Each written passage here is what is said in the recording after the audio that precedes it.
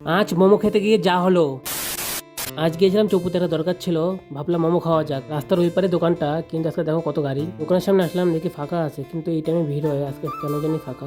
তারপর যাওয়ার পর ভাবলাম মোমো খাবো না অন্য কিছু খাবো, তারপর মনে হলো না আজকে মোমোই খাই। কমেন্টে জানিয়ে দিও তোমাদের কোনটা ভালো লাগে, মোমো না অন্য কিছু। আমার তো মোমোটা ভালো লাগে, কিন্তু এখানে চিকেন পাওয়া যায় না, এখানে ভেজ মোমোটা পাওয়া যায়।